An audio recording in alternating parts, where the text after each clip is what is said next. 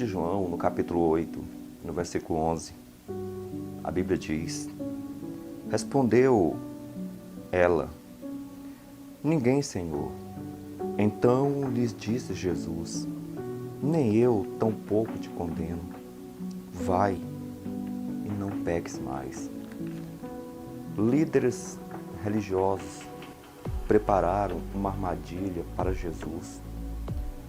Conforme a antiga lei, as pessoas pegas em adultério teriam a pena de morte. Antes eram queimados, mas com o passar do tempo passaram a ser apedrejados.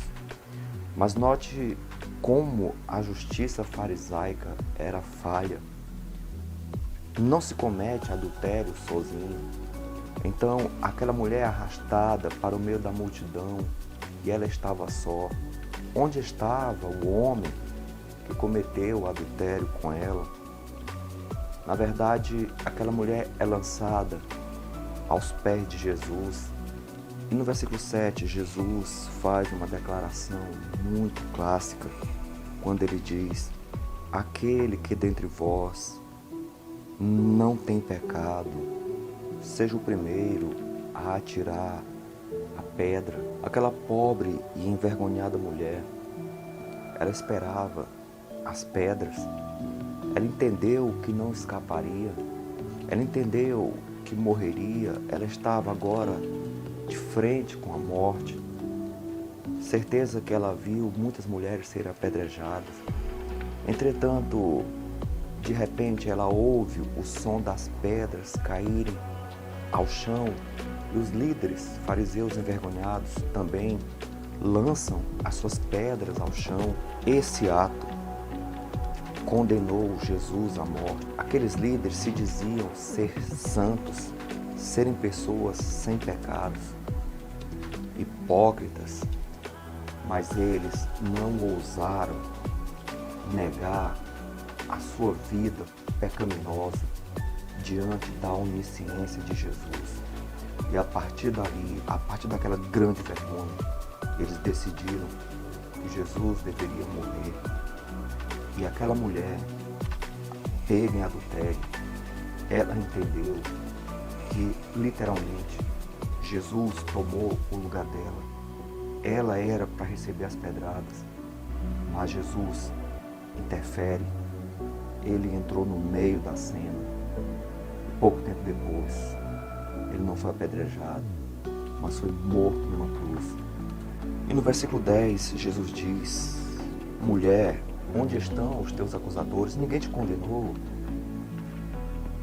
E ela fala no versículo 11: não, Senhor, ninguém me condenou. E ele responde: eu também não te condeno. Vá e não peques mais. Amigos, de todos os que estavam presentes naquela cena, o único que poderia condenar aquela mulher, o único que poderia apedrejar aquela mulher era Jesus, porque ele era o único que não tinha nenhum pecado. Mas Jesus não condenou. Jesus não veio para condenar o mundo, ele veio para salvar. É importante que se entenda: o pecado não tem graça alguma. O pecado é uma fraude. Ele promete vida e leva à morte. Ele promete prazer e leva a desgosto. Ele promete alegria e leva ao sofrimento. A Bíblia diz que todos nós somos pecadores, mas há uma diferença entre aqueles que vivem em pecado e aqueles que cometem pecado. Aqueles que se entregam para Jesus, a Bíblia diz que não devem viver debaixo do pecado. Aqueles que se entregam a Jesus, eles cometem pecado, mas caem de joelho pedindo: ó Deus, me perdoe. Há ainda outros textos na Bíblia que narram histórias, que há um consenso entre os teólogos de que se trata da mesma mulher adúltera. No capítulo 7 de Lucas, do verso 36 em diante, aqui narra a história de Jesus na casa do fariseu Simão. Ele oferece um almoço para Cristo, Jesus está ali, e aquela mulher também se encontra naquele local e ela recebe Jesus com todo amor no coração. ela rega os pés de Jesus com lágrimas, ela beija os pés de Jesus e no final ela derrama um perfume valiosíssimo sobre Jesus. E o fariseu Simão, aqui no verso 39, diz: se ele te fosse profeta, bem saberia que a mulher que ele tocou, porque é pecadora. Então Jesus, como sabia tudo, vendo o pensamento daquele fariseu, ele conta a parábola dos dois devedores. Um devia 50, outro devia 500, e nenhum podia pagar. Então o credor simplesmente perdoa os dois. E Jesus pergunta: Simão, qual deles amará mais o credor? E Simão responde, aqui no versículo 43, aquele quem mais perdoou. O fariseu Simão se achava muito santo e ele tinha pouquíssimo amor por Jesus. Mas aquela mulher se achava uma grande pecadora e ela tinha um grande amor por Jesus. Aqueles que se acham muito bons, pouco amam a Jesus. Mas aqueles que entendem que são grandes pecadores, esses muito amam a Jesus.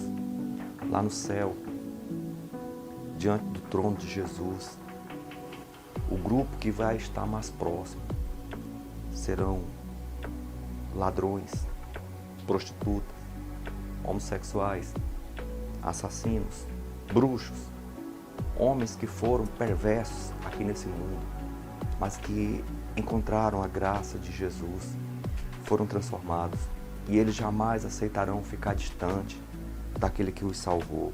E, infelizmente, muitos que hoje se acham santos ficarão de fora do reino de Deus. Na genealogia de Jesus, tem Raabe, tem Tamar, tem Batseba. Note, Deus é inclusive isto. Jesus veio salvar os pecadores. Então, a solução para você, a solução para todos nós. E no livro de Mateus, no capítulo 26, do versículo 6 em diante, também narra a unção de Jesus por esta mulher. E aqui no versículo 12, Jesus diz, depois que os seus discípulos reclamam daquela atitude dela derramar sobre Jesus o perfume que valia um ano de trabalho, Jesus responde para ele dizendo: derramando este perfume sobre o meu corpo, ela o fez para o meu sepultamento. Note a atitude tão preciosa, tão valiosa daquela mulher, rejeitada pelos discípulos, mas supervalorizada por Jesus. Às vezes fazemos coisas que as pessoas nos criticam, mas o céu nos aprova. Aquele perfume tão caro, derramado sobre Jesus, ele não foi em vão. Logo, logo, depois dali, Jesus foi para o Getsêmani e ali foi o momento de sua grandiosa angústia. Depois dali, ele foi para a via dolorosa, enfraquecido, caindo, tombando com o peso daquela cruz. E logo, logo, ele foi pregado naquela cruz que não era dele. Note que aquele perfume tão caro, aquele perfume tão valioso derramado sobre ele, ao sentir o cheiro daquele perfume nos seus momentos mais difíceis, abandonado pelos discípulos, só, ele lembrava da atitude daquela mulher e lembrava que, como ela, existia e existe milhões e milhões de pessoas que ele amam com todo o coração.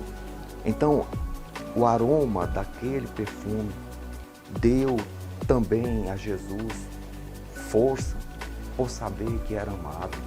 Então, a atitude daquela mulher foi de grande valor nos momentos mais difíceis de Cristo. E eu concluo com o texto de Lucas 10, 38 a 42, onde Jesus estava na casa de Marta e Maria. Ele estava ali com seus discípulos E Marta, ocupada de um lado para o outro, e Maria estava aos pés de Jesus, e Marta reclamou a Jesus pela atitude dela, e Jesus responde: Marta, Marta, você anda de um lado para o outro, e Maria está aqui ouvindo a minha palavra. Ela escolheu a melhor parte, e isso não será tirado dela.